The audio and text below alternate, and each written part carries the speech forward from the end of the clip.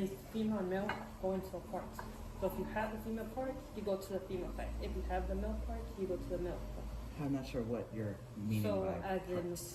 As in like physical parts, as in like your genitals. Yes. If you have the woman genital still, you go to the woman's side. And if you have the male genital, a penis, you go to the male side.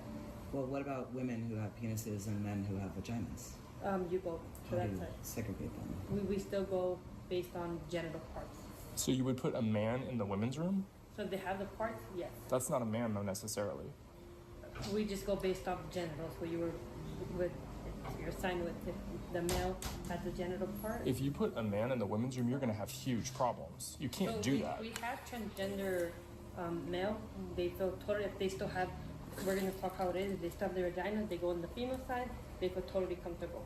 Because we go based on what they have, the genitals. Yeah, but you have, I mean, if somebody is a man, they need to go in the men's room. Just full stop. If they don't have genital parts, we cannot let them go in. You can't say that somebody's not a man based on what their parts are. If they're licensed and what they have said they are a man, you can't say that they're not allowed to go in a particular room. That's our policy. So is that where's that policy? I've never actually seen Yeah, that. let's see that. So you have genitalia written into your policy? Can I see that, please? It has to go, that's how we go based on. That would need to be like in a policy for people to be aware of that, because I don't see that on your website. Is that written somewhere that genitalia is part of your policy? It's not written, but it should really be sort of common sense that when you're going to a spa, you should expect it to be men and women. There doesn't really need to be an explanation. And we also have the right to refuse our service. It's fine. I would never come back here, and I wouldn't ever tell anyone trans to come here because you are spouting anti-trans rhetoric.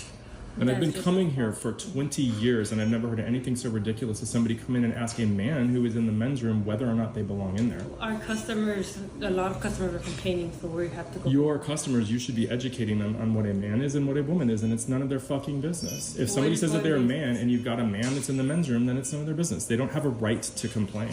You also don't have a right to judge people. They have the right to judge because they're transgender, but if anyone else complains, that's simply not allowed. I mean, there's obviously a double standard. How come they get to complain but nobody else? It's always putting the minority above the majority. I mean, the whole thing is just completely selfish. They're just considering only their views and not how it's uncomfortable for the opposite gender. So there's a little bit of irony going on there because they never really consider the majority of the population. They never considered that it might possibly be uncomfortable for the opposite gender. They just think about themselves, essentially. Especially at a spa. I mean, hello. It's uncomfortable. There are intersex people. Furthermore, there are intersex people that scientifically, medically do not fall into a binary gender, and you cannot tell that by looking at them. So the only way you know a man and a woman is based on what someone tells you they are. You can always tell. If you are going to segregate people by genitalia, you need to state that on your website. Does that make sense? You have to be clear about who you want. Yeah, who you so don't want. if you have anti-trans rhetoric built into your policy, you need to state that so people are aware of that, right? You need to stand by your policy. You need to publish your policy. You can't just let people come here and be accosted by this bullshit. Right? Yeah, that was pretty rude. So you need to publish that, right? Does that make sense to you? Yeah. Okay. Say who you want, and then the people you want will be here. Except from the fact you didn't let them stand by their policy, you just bullied them into changing their policies by holding these protests, but we'll get into that later into the video. Except from the fact that you didn't let them stand by their policies, you kept on protesting and bullying them until they changed their policy, but we'll get into that later into the video. As you saw in the video, there's a growing trend in America. In fact, this has happened multiple times in the last 2 weeks, whereby transgender activists will simply go to businesses, bully them until they comply. They're essentially forcing businesses to bend to their will and essentially punishing them until they get what they want. And is it really fair? We'll break it down in this video. So if you look at the news article, it says, but last week a video posted to YouTube showing Imperial Spa employees. When protesters arrived at the spa on Monday, they saw two signs newly taped to the door. One said they were closed for the evening due to plumbing issues. The others was a copy of their policies. Highlighted in yellow was the line, guests may use facilities that correspond to their gender identity in accordance with California law. So dozens of protests began to celebrate, and Storm says, I think we made them nervous. I know that these businesses are scared of this sort of thing, so they essentially just bullied them into changing their policies, and I really don't think it's fair. You realise they're going to get a lot of protests and they're going to get a lot of backlash if they continue having just men and women. Each company has the right to their own policies and they shouldn't have to change for a minority of people. There were obviously other customers that were complaining about these two people. I really hate the line, I think we made them nervous. It's really just two cowards that are looking for a fight and just picking a business to punish, nothing more.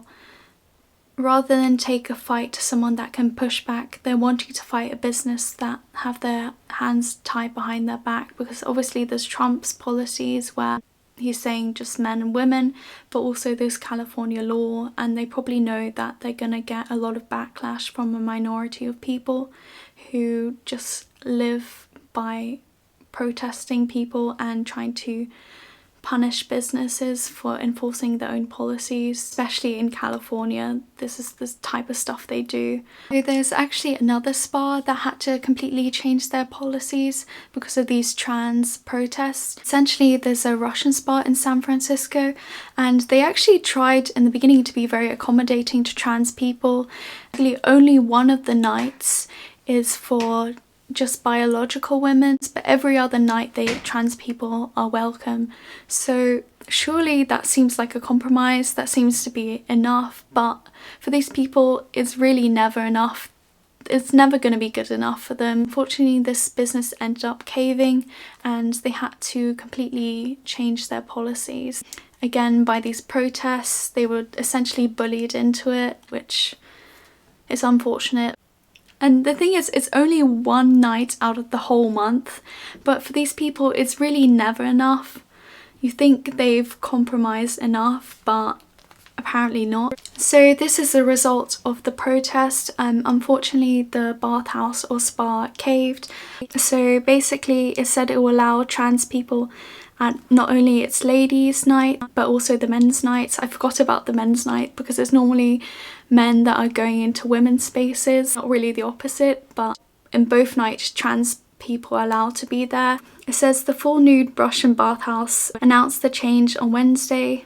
The spa now asks attendees of special women's night event to keep their genitals covered to respect the religious and cultural beliefs of women who feel almost comfortable in a space without visible genitals.